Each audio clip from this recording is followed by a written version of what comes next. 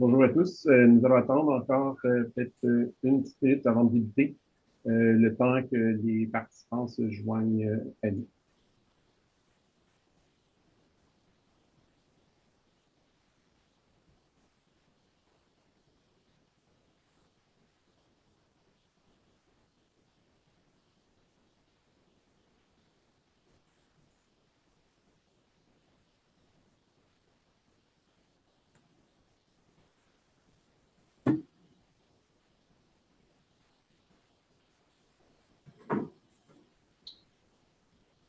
Nous allons commencer. Tout d'abord, bonjour et bienvenue à notre webinaire sur la solution Lumel pour tout ce qui est de vos besoins de planification financière et de budget. On vous remercie grandement de votre intérêt pour nos solutions. On va débuter d'abord par se présenter. Moi, de mon côté, Mike Lalimière, je suis vice-président de la pratique conseil numérique et technologique chez RCGT. Je suis accompagné aujourd'hui d'Emmanuel Roberge, architecte solution Power Platform dans notre équipe. Merci encore, Emmanuel, de m'accompagner lors de ce webinaire. On est vraiment heureux d'annoncer en grande pompe notre partenariat avec Lumel, ce qui nous permet en fait d'offrir un accompagnement à nos clients pour le déploiement de solutions qui, en plus de bénéficier du soutien de leur équipe, nous permet de vraiment de venir compléter notre offre de service pour tout ce qui touche l'analytique, l'automatisation du processus et aussi qui met de l'avant notre expertise pour tout ce qui est processus de gestion de la performance financière. Emmanuel et moi, aujourd'hui, on va vous présenter les capacités de la solution Lumel. Vous allez voir, il y a 4 composantes principales qu'on va pouvoir vous présenter. Ces composantes-là, ils contribuent vraiment à optimiser l'efficacité de tout le processus de reddition de compte, de préparation des états financiers, mais avant et surtout, tout ce qui touche la planification et l'analyse financière. Vous allez voir dans les cas d'utilisation qu'on va vous présenter dans les prochaines minutes, on touche principalement aux responsabilités des équipes finance et comptabilité. Mais voyez cette solution-là comme ayant le potentiel également de répondre à des besoins au niveau des processus opérationnels, que ce soit au niveau de la gestion de projet, l'analyse des ventes, les suivis de profitabilité aussi au niveau des, lorsque vous êtes dans le fond gérant de catégories de produits. C'est le type de solution qui pourrait grandement vous aider à éliminer beaucoup du travail manuel et des analyses qui sont faites du côté Excel. Avant de débuter, je voudrais juste aussi, pour ceux qui ne connaissent pas, faire un rappel de notre offre de service, nous, du côté conseil numérique et technologique. Donc, on fait partie du groupe conseil management de Raymond Chabot Grant Thornton. On est vraiment de notre côté axé sur les données, les personnes et la technologie. Donc, c'est vraiment mettre de l'avant l'efficience des processus, mais comment on peut intégrer les technologies au service des équipes et vous accompagner à travers l'idéation jusqu'au déploiement des solutions et même continuer de soutenir vos équipes métiers et vos équipes techniques sur la suite, ou du moins la pérennité et les évolutions futures de ces solutions technologiques-là. Vous voyez à l'écran la Power Platform, en fait, qui se compose de différentes composantes. Aujourd'hui, ce que vous allez voir, c'est Power BI avec combiné à la solution Lumel. Mais on a aussi la capacité de développer des solutions au niveau Power App, au niveau de Copilot Studio pour les agents intelligents. Et nous utilisons Power Automate pour tout ce qui est automatisation de scripts, de processus.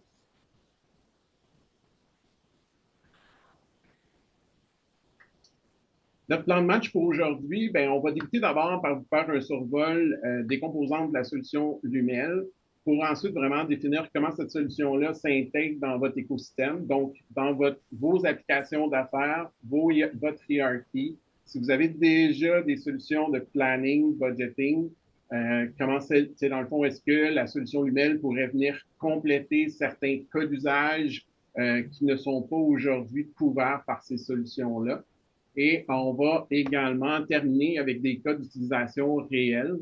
Un qui va porter sur le processus de revue financière, donc vraiment une fin de mois où ce que vous avez des analystes, des chefs de fonction finance, des gestionnaires qui viennent analyser, commenter leurs résultats. Et un deuxième cas de figure qui, lui, va couvrir les fonctionnalités de préparation d'une prévision, donc partir de résultats actuels, d'un budget, afin de bâtir une prévision 4 plus 8, donc 4 mois d'actuel, 8 mois d'estimé. On va aussi vous parler des fonctionnalités qui s'en viennent du côté Lumel, devraient compléter ou du moins accélérer certains des besoins que vous avez au niveau de l'allocation budgétaire et également au niveau de la gouvernance du processus pour finalement terminer avec ce que ça prend pour déployer cette solution-là. Puis également vous présenter un peu notre approche à cet égard-là. On va se garder quelques minutes à la fin également pour répondre à vos questions. Je vous invite à cet effet d'inscrire vos questions dans le chat de notre webinaire. Si on n'a pas le temps de couvrir vos réponses d'ici la fin du webinaire, on pourra répondre par courriel là, si vous avez laissé votre courriel également suite à la saisie de cette question-là. Notez que le lien de rediffusion du webinaire va être également disponible et transmis d'ici à la fin de journée demain. Donc, merci Mike pour l'introduction. Si vous cherchez à améliorer vos processus de planification et d'analyse financière et surtout si vous vous sentez concerné par l'image de gauche, vous avez sûrement besoin d'un virage numérique et la solution Lumel peut répondre à vos besoins, ce qui est la solution de droite. Ce qu'on vous présente ici à droite, en fait, c'est le cadre de référence de qu'est-ce qu'on vient déployer chez vous lorsqu'on fait un projet d'état financier et de rapport de gestion. Ce que vous voyez dans le panneau de gauche, où vous avez la liste des différents éléments qu'on met à votre disposition, c'est vraiment notre liste, en fait, le cadre de référence global de ce qu'on offre. Donc, on a déjà cette structure-là qui a été pensée, réfléchie et configurée. Ce qui reste par la suite, c'est vraiment de venir attacher votre modèle de données. C'est là où que notre expertise en termes de comptabilité, de processus finance, mais aussi au niveau de la gestion de performance, couplée à nos compétences en développement du côté Power BI et en connaissance du côté Lumel, viennent vraiment vous accélérer dans le virage numérique au niveau de vos processus de rédition de compte, de préparation des états financiers, mais aussi si vous faites toujours vos budgets, ou du moins vous travaillez vos budgets, vos prévisions du côté Excel, vous allez voir dans mon deuxième cas d'utilisation que c'est assez rapidement, on est en mesure de passer d'un mode Excel à un mode totalement intégré à l'intérieur de Power BI qui, lui, vous permet d'interfacer l'ensemble des informations, donc l'ensemble des données, à vos outils analytiques par la suite. Fait que vraiment, où ce que nous, on s'inscrit à travers tout ça, c'est vraiment de mettre à profit nos accélérateurs, tant au niveau des trames visuelles, de la navigation, de la modélisation de données, puis les diverses mesures qui sont requises pour préparer, du moins produire chacune de ces visualisations-là. Donc, vous avez à penser que les titres sont dynamiques. Même chose au niveau des différents visuels. Donc, au fur et à mesure que, dans le fond, que vous sélectionnez les différents fils qui sont mis à votre disposition, ben, l'ensemble de notre solution se met à jour. Donc, pour débuter, Mike, si tu pouvais nous partager un bref aperçu de la solution. Parfait. Donc, quand on parle de la solution Lumel, en fait, oui, c'est une solution qui s'inscrit en gestion de la performance, planification financière et opérationnelle. Ça s'intègre avec Power BI. Est-ce qu'aujourd'hui, j'ai besoin d'avoir une solution Power BI déjà prête, configurée, déployée au sein de mon organisation pour aller de l'avant avec une solution Lumel? La réponse à ça est non. Par contre, c'est un facilitateur parce qu'on peut attacher le modèle de données existant. Fait que la base en soi, si vous n'avez pas déjà Power BI, la première étape, définitivement, ça va être de construire vos états financiers. Si vous voulez, par exemple, faire du budget, de la prévision au niveau de vos états de résultats, au niveau de vos ventes, au niveau de vos dépenses opérationnelles.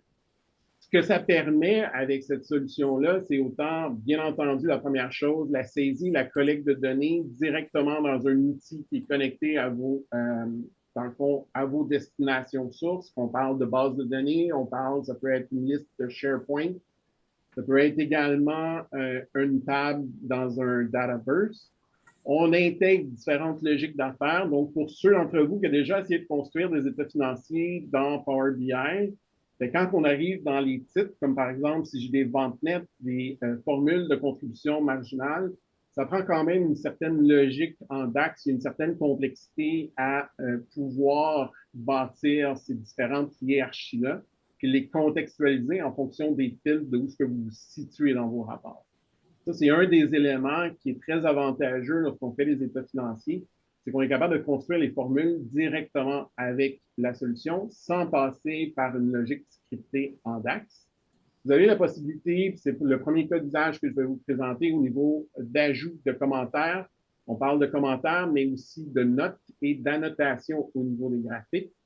Tout ce qui est planification étendue. Donc, quand on parle de planification étendue, c'est en fait un des secteurs pour laquelle l'UML est fortement reconnu. On parle de planification, par exemple, au niveau des salaires, de planification de revenus, que ce soit même au niveau vente. Déjà, même ça fait très peu de temps, donc un peu moins de 2 ans, que cette solution-là est arrivée sur le marché. Déjà, elle est reconnue par le BPM Pulse Research Survey, qui a reçu plusieurs prix en 2024. C'est aussi un des éléments qui a fait qu'on s'est intéressé à cette solution-là, à mieux apprendre comment l'intégrer puis l'offrir à nos clients, que ce soit que vous soyez une petite PME ou que vous soyez une grande entreprise. C'est vraiment une solution qui permet de répondre et qui peut s'intégrer assez rapidement au sein de votre écosystème. Donc, premièrement, peux-tu maintenant nous expliquer la différence entre l'UML et les autres solutions offertes sur le marché? Certainement. L'UML, comme je le disais, c'est vraiment une solution de gestion de la performance, une solution EPM. Les solutions qui sont leaders dans le marché, dont aussi nous sommes partenaires, si on regarde du côté Tagetic, du côté Vena, OneStream et du côté IBM, demandent à ce qu'on développe un modèle de données, donc un peu base OLAP. On doit développer le modèle de données, on doit répliquer les différentes structures également. C'est là que, dans le fond, la solution Lumel nous permet de directement éliminer la portion d'extraction, de transformation puis chargement des données si vous l'avez déjà réalisé pour votre modèle ou vos modèles du côté Power BI. Donc, on reprend les mêmes éléments, on vient s'attacher sur ceux-ci, puis par la suite, ben, dans le fond, il vous reste juste à utiliser les fonctionnalités de planification et de repousser ça à la destination de votre choix.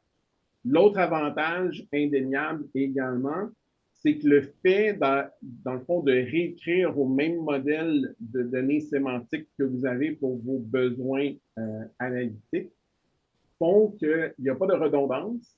Donc, les efforts de configuration, de maintenance, d'évolution sont moindres parce que vous les éliminez. Puis aussi, c'est que vous disposez d'une plateforme de données unifiée. C'est vraiment l'avantage principal d'aller de l'avant avec ce type de solution-là. C'est quand vous regardez aujourd'hui où il y a une multitude d'agents intelligents qui se connectent à vos différents systèmes. Et si on parle, par exemple, du côté Microsoft 365 de Copilot, SAP ont leur propre agent à l'intérieur de SAP, ce qui fait que pour autant vos équipes que les équipes techniques au niveau des TI, gouverner tout ça, sécuriser tous ces éléments-là, rajoute du travail, rajoute aussi une acquisition de connaissances qui est quand même importante.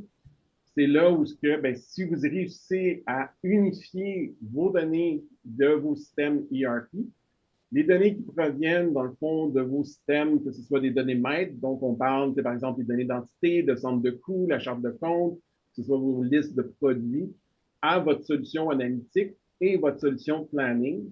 Et là, par la suite, ça vous ouvre un éventail de possibilités et d'opportunités pour automatiser vos processus, pour pouvoir utiliser, exploiter cette donnée-là pour faire de meilleures analyses, avoir l'information dans le format et au moment que vous le désirez, et aussi de connecter vos agents intelligents, que ce soit pour de l'interprétation de données, que ce soit pour déclencher des processus par la suite.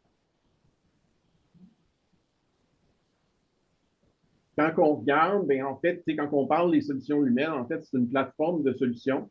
Il y en a 4 principales. La première, qui est InfoRiver Analytics, c'est une solution principalement qui va vous proposer, vous donner accès à différentes composantes graphiques avancées. Que ce soit, par exemple, des graphiques en cascade, les waterfalls, les graphiques Gantt aussi, si vous faites de la gestion de projet, vous voulez suivre vos projets dans Power BI. Il y a déjà les composantes qui permettent de faire ça. Le Reporting Matrix, si vous n'avez pas besoin de gestion de commentaires, si vous ne voulez pas faire vos budgets, le Reporting Matrix est la solution qui va répondre aux besoins d'avoir des états financiers. Puis au niveau des états financiers, bien, ça vous permet de faire des états financiers structurés, paginés, et également selon les standards IBCS, qui est le International Business Communication Standards. Et en plus, l'autre fonctionnalité intéressante, c'est que vos visuels que vous avez développés dans Power BI, vous pouvez les exporter autant du côté Excel que du côté PDF sans perdre la mise en forme. Et vous avez aussi la possibilité de faire des notes. Ce que vous allez voir aujourd'hui, sur quoi on va passer au niveau des prochaines minutes, c'est la portion, en fait, c'est la solution Write Back Matrix. C'est celle-ci, en fait, qui va vous permettre la réécriture à vos soit bases de données ou autres destinations de votre choix. Donc, lorsqu'on parle de faire des budgets, des prévisions ou même de gouverner un processus à travers Power BI, c'est cette composante-là qu'il vous faut. Puis finalement, la dernière composante, qui est relativement nouveau, qui est sorti la semaine, en fait, dans les dernières semaines, c'est le Power Table, qui lui s'inscrit dans une capacité Fabric. Et Power Table, en fait, ce que ça permet de faire, c'est de penser à vos chartes de compte, vos entités, les listes, par exemple, de membres dans une équipe, les listes de projets que vous avez. Toute cette métadonnée-là, votre master data en soi, doit être mis à jour. Et ce que ça permet, c'est justement de repousser cette information-là directement dans vos tables de dimension du côté Power BI. Donc, voyez-les comme un complément pour gouverner toute la métadonnée nécessaire à la production de vos rapports, mais aussi à vos processus de planification et d'analyse financière. Il y a noté que les coûts qu'on vous présente ici, c'est les coûts en dollars canadiens pour 10 utilisateurs au niveau de votre organisation. Ces coûts-là sont dégressifs également en fonction du nombre d'utilisateurs. Donc, c'est vraiment au cas par cas. C'est là aussi que nous, lorsque nous vous accompagnons, on arrive à bien vous outiller à l'égard des choix des différentes composantes que vous avez de besoin. Juste à titre d'information, ce que je vous présentais initialement par rapport à la structure d'état financier, ou du moins la structure de notre solution complète, on utilise 2 éléments. On utilise le InfoRiver Analytics Plus pour tout ce qui est les questions de graphiques en cascade et également le Write Back Matrix. Comme nous le savons, Power BI est principalement un outil en lecture seule. Il permet de visualiser les données, d'analyser et les données qui sont déjà stockées.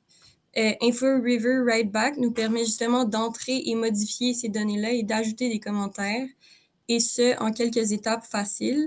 Mike, si tu peux nous en dire plus? Certainement. Tu sais, quand je vous parlais précédemment, je veux dire, cette solution-là peut être autant utile pour la petite entreprise que la grande entreprise. C'est qu'en fait, la première étape, c'est vraiment de sélectionner c'est quoi les données, les sources de données pertinentes auxquelles on veut se connecter. C'est là qu'avec Power BI, qu'on a en fait plus de 3000 connecteurs possibles qui sont déjà préconfigurés. Donc, on arrive rapidement à aller chercher la donnée sous-jacente qu'on a besoin pour modéliser. Nous, déjà, on a une approche, une modélisation pour dire, ben, OK, si j'ai un jeu d'état financier, que ce soit par exemple mon état des résultats, le bilan, un état des flux de trésorerie, et également que je veux budgéter avec cette solution-là. Mais déjà, on a une structure de référence au niveau des modèles pour dire, ben, OK, je sais qu'est-ce que j'ai besoin d'intégrer. Puis après ça, de le rattacher à nos différentes visualisations. Et ça, c'est comme pendant la deuxième étape, c'est un des éléments, c'est qu'on a une comme de liste d'épicerie avec laquelle on descend, par exemple, les divers rapports que vous désirez. Puis à partir de là, on ajuste notre modèle. La dernière étape, ben, c'est en fait, c'est de configurer la destination de l'écriture. Donc, c'est tout simplement de sélectionner en fait le type, ou du moins la technologie avec laquelle on veut passer au niveau de la réécriture. Donc, de ce côté-là, il y a vraiment un éventail de possibilités, autant du côté OneLake Data Hub, donc pour tout ce qui touche le volet Fabric, côté info nuagique, qu'aujourd'hui, que vous soyez sur une plateforme Databricks, Snowflake, Azure ou Amazon, il y a déjà les connecteurs qui sont disponibles. Et pour ceux qui préfèrent dans le fond, avoir une base de données hébergée sur site, il y a déjà également cette possibilité-là. Puis plus simplement, ben, tout simplement, on pourrait pousser la donnée à un OneDrive, un SharePoint, ou fréquemment, ce qu'on va retrouver, et qui est souvent une des solutions que nous déployons, c'est tout simplement l'utilisation de REST API. Donc, à ce moment-là, on prend un fichier qu'on pousse par une requête HTTP. Donc, sachant que tous les clients sont différents et ont des données formatées différemment, comment est-ce que notre modèle peut s'adapter à leurs besoins? C'est que, comme je vous disais, dans le fond, un modèle de base au niveau des états financiers et au niveau des rapports de gestion est relativement simple d'un point de vue technologique. On parle de balance de vérification. Donc, qu'est-ce qu'on a besoin? C'est des soldes d'ouverture de période, soldes de fermeture. Et à partir de ça, on vient rattacher les différentes données opérationnelles et transactionnelles que vous désirez. Donc, si on parle, par exemple, qu'on voudrait ajouter les auxiliaires de compte fournisseur, de compte client, que ce soit aussi les auxiliaires de projet, il y a la possibilité de venir rattacher tout ça. On ajoute nos tables de paramètres, que ce soit taux de change, également un calendrier fiscal, les budgets, les prévisions. Donc, si vous faites aujourd'hui vos prévisionnels et vos budgets en Excel, on vient tout simplement les téléverser à travers Power BI dans notre modèle et les différentes tables de référence. Fait que là, on va parler ici de charte de compte, de contrat, de projet, calendrier. Fait en soi, même si aujourd'hui, tous ces éléments-là sont uniquement disponibles en extraction du côté Excel, ben, on peut débuter par cela, puis dire, ben, OK, à travers les semaines, les mois, ben là, on va venir attacher l'information à vos, en fait, soit par des requêtes à votre base de données. Si vous avez un entrepôt de données, ben, on va aller requêter initialement directement à votre entrepôt de données. Si vous avez un lac de données, même chose. Donc, on est vraiment modulable en termes de comment qu'on va aller chercher la donnée. Puis par la suite, ben, l'avantage de notre solution, pourquoi qu'elle, dans le fond, qu'elle s'adapte vraiment à tout type de modèle, c'est qu'on a déjà une structure de base qui vient gérer les relations entre ces divers éléments-là, avec par la suite, dans le fond, l'interconnectivité aux différentes visualisations. Donc, nos structures d'état financier, nos indicateurs de gestion, nos analyses détaillées, comment on va venir, en fait, commenter ou du moins ajouter les résultats des analyses. Puis par la suite, les aspects de contrôle, conformité qui touchent plus les balances de vérification, les consolidations d'état financiers, les vigies du processus. Fait que la solution Lumel en soi vient répondre à tout ça, vient ajouter la portion planification budget, mais à la base n'est pas un outil de consolidation financière. Ce qu'on parle ici, c'est vraiment de l'agrégation. Donc, on va venir ajouter chacune des entités pour faire le consolidé. Si vous avez une entité d'élimination, d'ajustement, c'est là comme ça qu'on vient compléter la consolidation financière. Donc, une des fonctionnalités très intéressantes offertes par InfoReverse, c'est l'ajout de commentaires directement dans le rapport Power BI. Puis Mike va vous présenter en quelques vidéos comment les commentaires sont transmis entre les utilisateurs et dans les différents contextes de filtres appliqués sur les données. Mike. Merci, Manuel. Dans les faits, quand on regarde au niveau des commentaires, il y a 3 grandes fonctionnalités distinctes. Vous avez la possibilité de faire des annotations. Les annotations vont porter sur du texte que vous rajoutez directement sur des graphiques. Les notes sont en fait la fonctionnalité que nous recommandons l'usage qui va être le plus commun au niveau des analyses sur des états financiers. Et finalement, les commentaires. Les commentaires, on les utilise surtout pour tout ce qui touche, dans le fond, l'analyse ou la préparation des budgets. Ça va permettre justement d'avoir un fil de conversation. Ça peut permettre également, ou du moins, ça donne la possibilité d'attacher des fichiers de référence et d'assigner des tâches.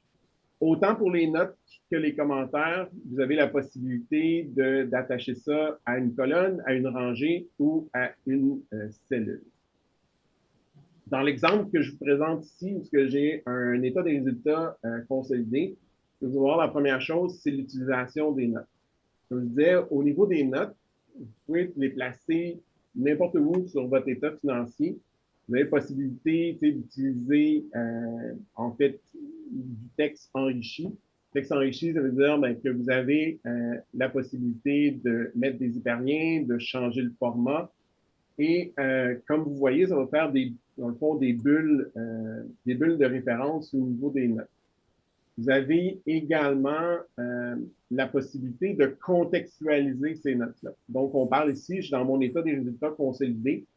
Je pourrais venir tout simplement changer mon filtre, donc aller forer dans une entité. Là, à ce moment-là, les notes ne seront plus visibles, vont rester au niveau de la perspective que vous avez sélectionnée initialement. Quand je vous parlais pourquoi qu'on utilise les notes au niveau état financier, c'est que vous avez tout simplement l'opportunité de les ajouter également au niveau dans le fond, du piétage. Fait que de cette façon-là, ça, dans le fond, nous permet directement d'exporter ces fichiers-là du côté PDF, les transmettre même de façon automatisée à vos gestionnaires ou votre comité de direction. Vous avez la possibilité également, que vous avez vu dans les dernières secondes, d'ouvrir un panneau dans lequel il va vous présenter les différentes notes.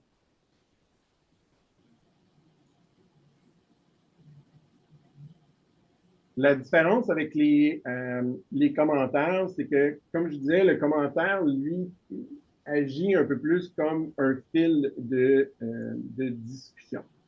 Donc, dans ce cas-ci, on est capable de voir qui a fait le commentaire.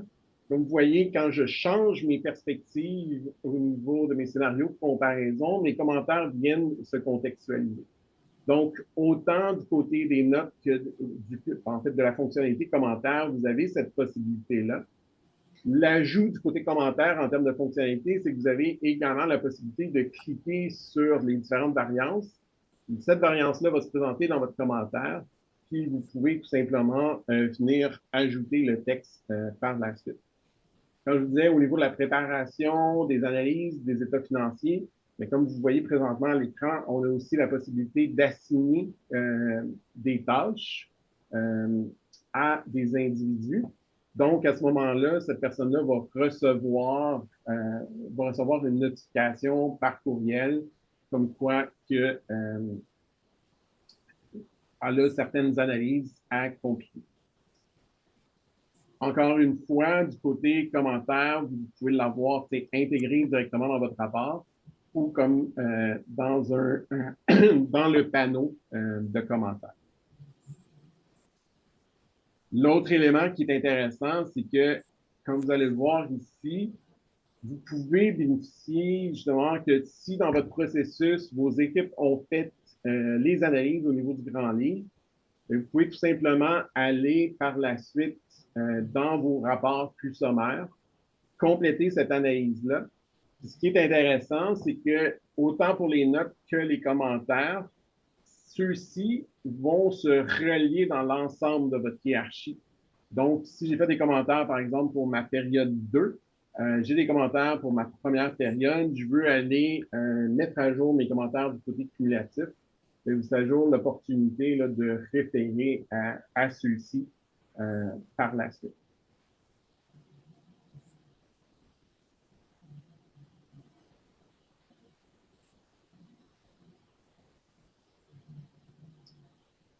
L'autre élément qui est intéressant aussi pour ceux d'entre vous qui disposent d'une capacité Fabric, qui ont des licences Copilot, en fait, de plus en plus, du côté Microsoft, dans le fond, Microsoft intègre les agents intelligents dans leurs solutions. L'exemple que je vais vous présenter à l'instant, c'est l'utilisation de Smart Narrative. Fait que là, ici, on n'est plus dans la solution Lumel, mais ce que je voulais faire, c'est vous donner aussi une perspective de quelles sont les autres possibilités offertes pour aller chercher de l'efficience au niveau des commentaires.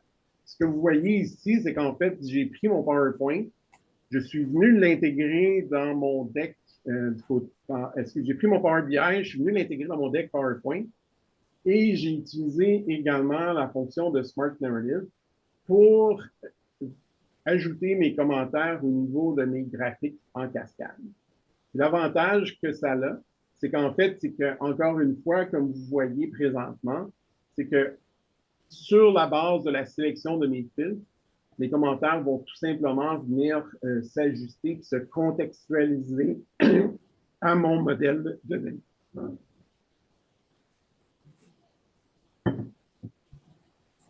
L'autre élément également, c'est que vous voyez que chacun des commentaires qui est ajouté, dans le fond, est mis en référence avec, dans le fond, le graphique pour lequel ça s'est contextualisé. Je vous ai donné un exemple ici au niveau du prompt que j'ai utilisé dans le cadre de cet exemple-là.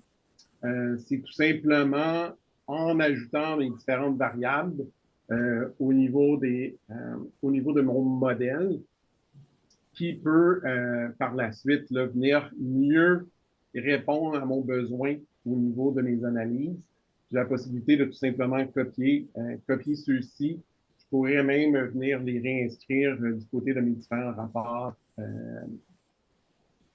du côté de ma solution Lumel. Pour finir, l'aspect notes, commentaires, juste vous dire, c'est ça, les questions les plus fréquentes qu'on a eues.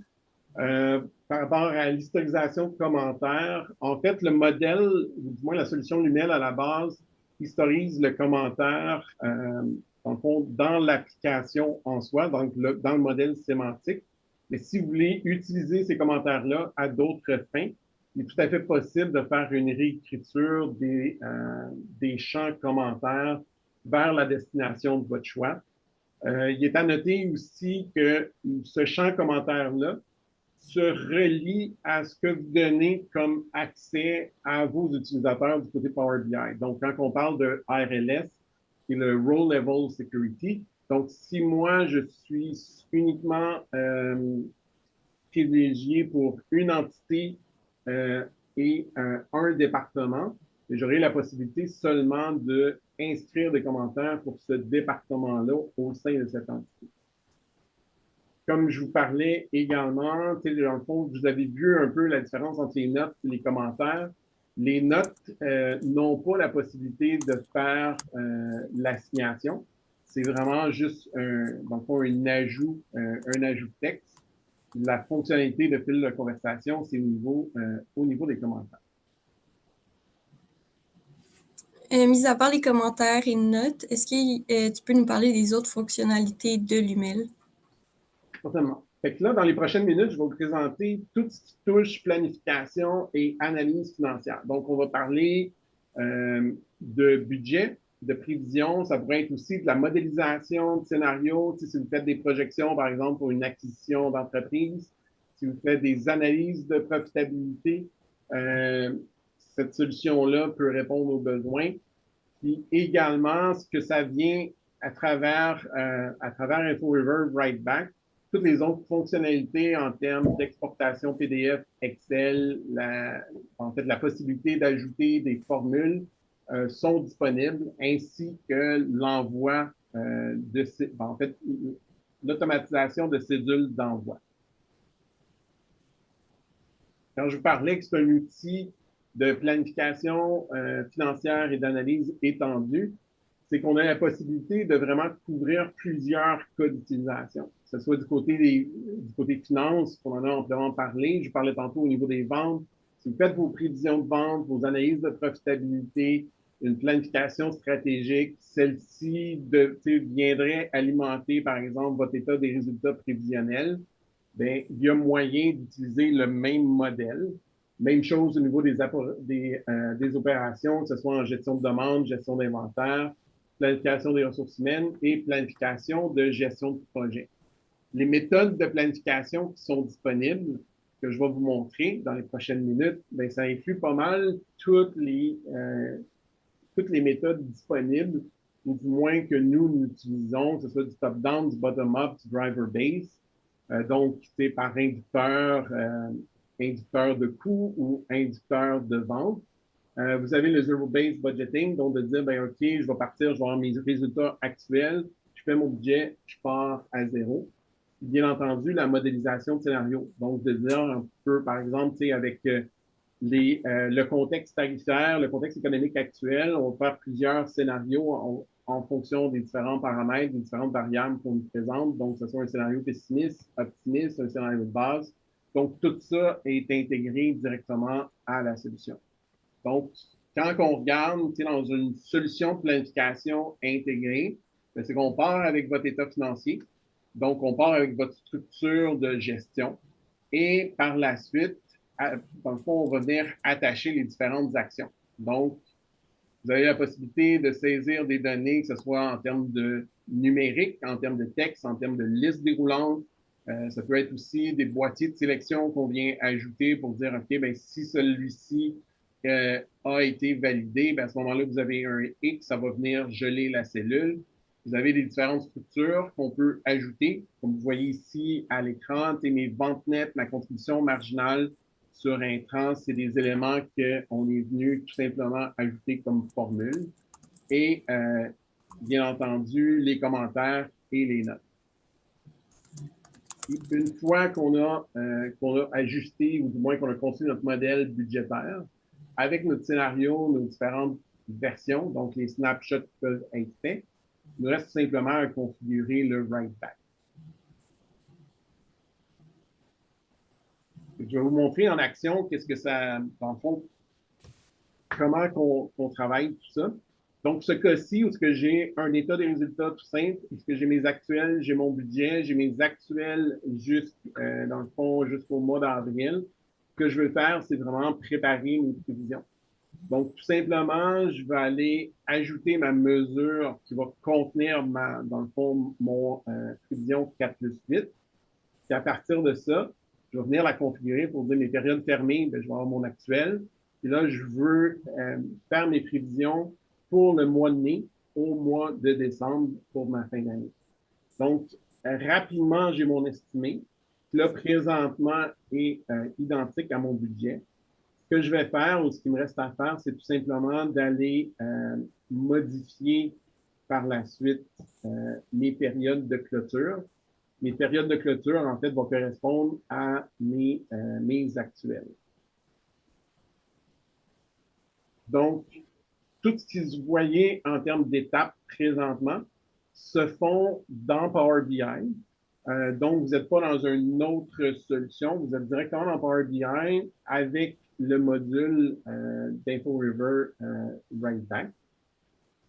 Une fois que j'ai placé ma cédule de planification, après ça, par la suite, je vais pouvoir tout simplement venir changer mes estimés pour le mois, dans le fond, mes mois subséquents, puis m'assurer justement que j'ai mon budget.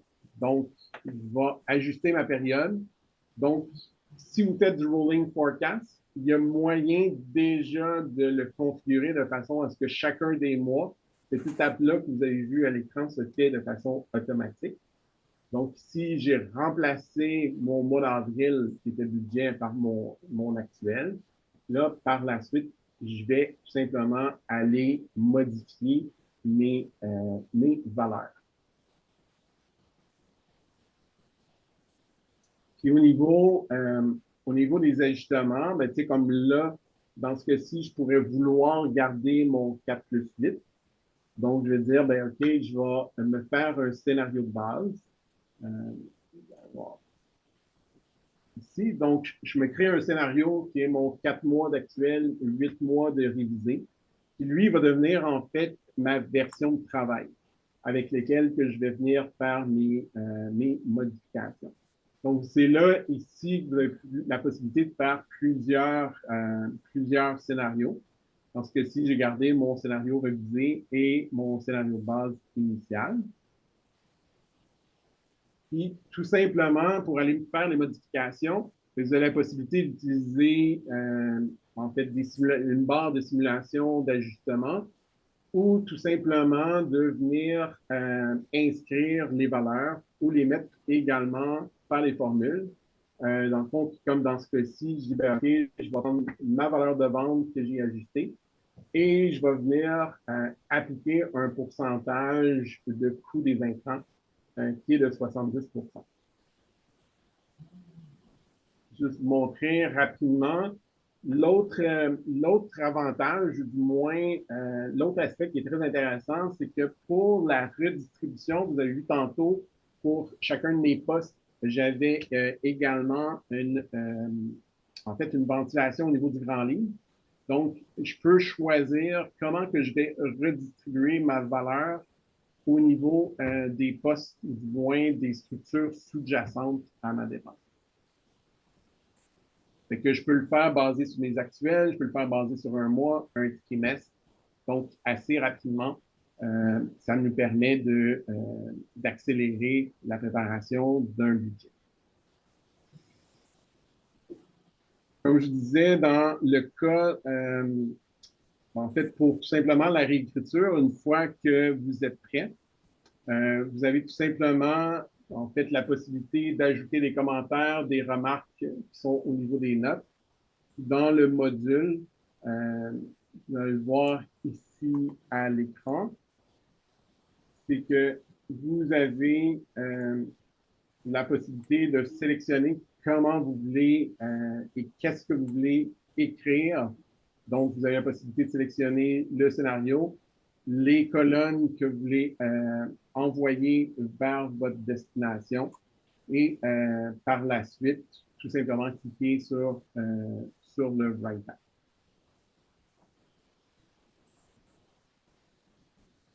Fait que tout ça, en soi, se fait très rapidement, donc en l'espace de quelques minutes.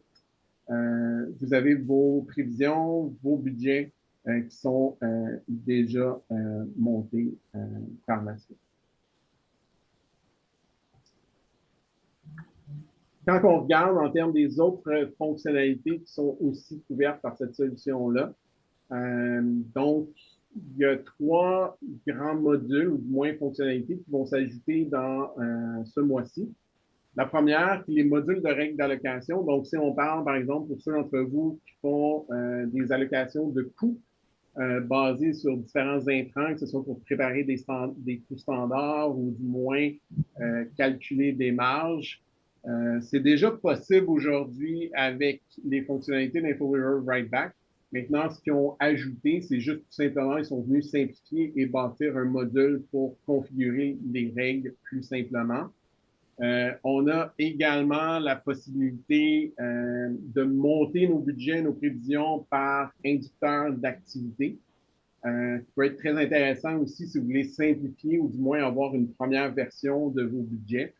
C'est tout simplement déterminer les différentes variables qui vont résulter en vos valeurs de vente, de profit et ainsi de suite. Et finalement, la dernière fonctionnalité qui va s'ajouter, c'est le comparateur de scénarios. Donc, on voyait tantôt, je faisais mon scénario de base, qui était mon 4 mois d'actuel, 8 mois de budget.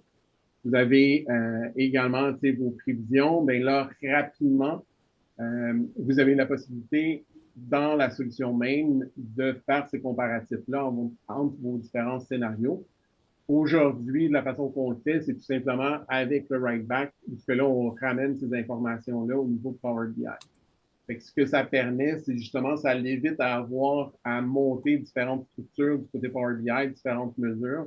Donc, ça vient aussi accélérer tout le travail de validation que vous faites pour vos budgets et vos prévisions.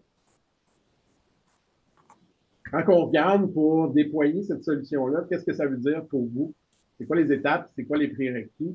Bien, la première chose à vous poser comme question, c'est comment avez-vous accès aux différentes données que vous avez besoin pour vos états financiers, vos rapports d'analyse ou pour préparer vos budgets?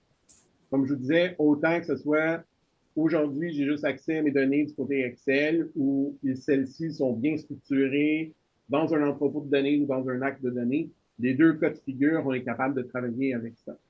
Deuxième étape, c'est vraiment d'identifier c'est quoi les capacités que vous désirez. Donc, dire, ben, OK, est-ce que moi, je veux faire des commentaires, des notes dans cette solution-là ou je veux tout simplement que vous m'aidiez à numériser ma préparation puis ma production d'état financier. Donc, c'est en fonction de ces choix-là, ben, on va pouvoir vous outiller vers et vous diriger vers en fait, le meilleur design, les meilleures solutions possibles. Puis finalement, le choix de la plateforme. Donc, c'est de dire, ben OK, si on veut faire de la réécriture, vers quelle technologie qu'on va utiliser. On vous recommande toujours d'utiliser les technologies avec lesquelles vos équipes TI sont aptes et habilitées à travailler avec. Et finalement, après ça, bien, on planifie les travaux. Lors de l'adaptation d'InfoRiver, il y a deux options de déploiement qui s'offrent à vous, dépendamment de vos préférences de département TI. Donc, premièrement, il y a la version SaaS, avec laquelle vous n'aurez pas à gérer l'infrastructure parce que les ressources sont hébergées dans les serveurs de l'UML. Donc, c'est une alternative simple pour les PME qui recherchent une solution rapide, sans complexité. Le déploiement est immédiat et vos données sont chiffrées et les mises à jour sont faites automatiquement. Puis, pour la fonctionnalité de Write-Back, c'est quand même à vous de fournir la destination, donc soit un OneDrive, un SharePoint ou une base de données. Puis, cette destination-là est gérée par votre équipe. Puis, dans ce cas, notre intervention est faite au niveau de la préparation des données, au niveau du développement du rapport, puis avec l'accompagnement de votre équipe pour l'utilisation de la solution. Puis, si vous choisissez le deuxième cas, qui est de déployer la solution sur vos propres serveurs, ben, dans ce cas-là, il y a de la configuration à faire, puis, mais vous êtes maître de toutes vos données, puis vous avez vraiment le contrôle au niveau sécurité. Si tu peux changer de slide, Mike. Puis, c'est ça, dans cette solution-là, ça vient vraiment avec un ensemble pré-packagé qui est déployé via Docker. Donc, ça, c'est l'architecture qui va être déployée dans vos environnements Azure par votre département TI. Puis, il y aura quelques configurations à faire d'environnement. Puis, aussi, les mises à jour sont à faire par votre département TI. Puis, dans ce cas, notre équipe aussi, on peut vous accompagner là-dedans, puis on peut vous offrir justement des solutions pour déployer avec vous.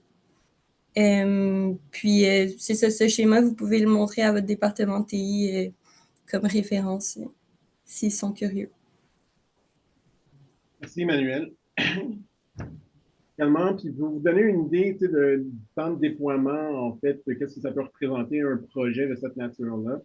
Si on parle d'une intégration, l'UML, Power BI, préparer les états financiers, les indicateurs de gestion, c'est dans le fond les plus fréquents, que ce soit au niveau de la suivi de l'évolution des revenus, des dépenses, des profitabilités marginales, rendement de l'actif, etc. On parle de projets qui vont durer entre 30 et 35 jours d'effort au total. Donc, ça part du moment où on fait la pré-analyse avec vous de votre côté en termes de ce que vous avez disponible. Puis après ça, ben, qu'est-ce que ça implique comme, dans le fond, comme travail pour venir connecter notre modèle, dans le fond, à vos données. Puis après ça, ben, c'est aussi de faire la sélection des différentes visualisations et indicateurs que vous désirez. À cela, on peut ajouter l'analyse des dépenses, des rapports, des indicateurs de gestion plus détaillés, mettre en place la solution budget telle que je vous l'ai présentée tantôt, donc qui comprend la possibilité de faire des budgets, de faire vos prévisions, faire des estimés également, donc de mettre en relation vos données, ou du moins vos résultats actuels à votre budget comme point de départ, faire, dans le fond, sensiblement un rolling forecast. Et on rajoute à cela à peu près une quinzaine, trentaine de jours d'effort. Dans tous les cas, pour l'évaluation des efforts que je vous présente ici, mais ça inclut vraiment l'ensemble des activités typiques de projet, donc vraiment les phases de conception, de réalisation, de déploiement, puis de pilotage. Donc, ce qu'on vous dit, c'est que dans les faits, pour mettre en place une solution état financier, on parle d'à peu près une trentaine de jours de travail bout en bout, puisque vous avez pu tester la solution. On vous a également accompagné pour la montée en compétences, le transfert de connaissances à l'égard de l'utilisation, autant par, dans le fond, vos équipes comptabilité, vos équipes finances, mais également pour vos équipes qui, à ça, comme Emmanuel le précisait précédemment, dans le fond, il faut tout simplement ajouter 1 à 3 jours d'effort si vous désirez avoir l'installation de toute la mécanique en arrière de l'infrastructure sur votre propre infrastructure à vous. Donc, cette portion-là, comme je disais, on peut la faire avec vous de concert avec vos équipes. En conclusion, quand on regarde en fait les bénéfices de l'utilisation de cette solution-là, moi à la base, je suis comptable. J'ai travaillé comme analyste financier, comme contrôleur de gestion. J'ai aussi implanté des solutions de gestion de la performance. C'est ce sur quoi j'ai vraiment aligné avec l'utilisation de la solution Lumel. C'est vraiment la facilité d'utilisation. Et également la capacité que ça nous offre pour structurer nos états financiers simplement, mais également la rapidité avec laquelle on est capable de préparer des prévisions qui montent budget. Donc, ce qu'on voit, c'est vraiment ça réduit au minimum d'un 50% des efforts que vous prenez. Quand on parle des efforts, c'est pas uniquement la personne du côté des finances qui va faire la consolidation des données. Vous pouvez penser à vos gestionnaires de produits, à vos gens au niveau des opérations, à vos comités de direction également qui passent du temps à regarder les résultats, à analyser. Si vous avez la possibilité déjà d'interrelier les commentaires, les notes, les annotations au niveau des graphiques, de pouvoir utiliser ça, de mettre ça en relief et de rendre disponible ça directement dans une seule et unique solution, autant pour vous que pour vos collègues. Vous allez définitivement avoir du gain de temps en termes du temps requis pour préparer vos budgets, vos prévisions. L'autre aspect, bien entendu, qui est très important, c'est tout l'aspect conformité, sécurité de l'information. Si vous avez déjà des modèles de données sur votre plateforme sur lesquels vous avez attaché vos groupes de sécurité, toute action qui est faite à travers la solution Lumel, en fait, est journalisée. Donc, tout événement, on peut retrouver les logs. et on utilise les mêmes concepts au niveau de l'accessibilité et les privilèges qui sont déjà disponibles du côté Power BI. Donc, il n'y a pas une double authentification ni une double configuration de l'accessibilité au niveau des données. C'est ce qui complète notre webinaire. Donc, on vous remercie grandement de votre intérêt. On vous invite également, si ça vous intéresse d'en apprendre plus, on est disponible à vous faire des ateliers de présentation qu'on pourrait aller plus en détail au niveau des fonctionnalités. On vous a mis un QR code, en fait, qui vous mène directement à notre lien Booking pour planifier un atelier exploratoire. Vous avez également nos coordonnées. Nous demeurons vraiment disponibles pour vous rencontrer. On espère bien que ce webinaire-là a su répondre à vos interrogations à l'égard des possibilités et des capacités de la solution Lumel.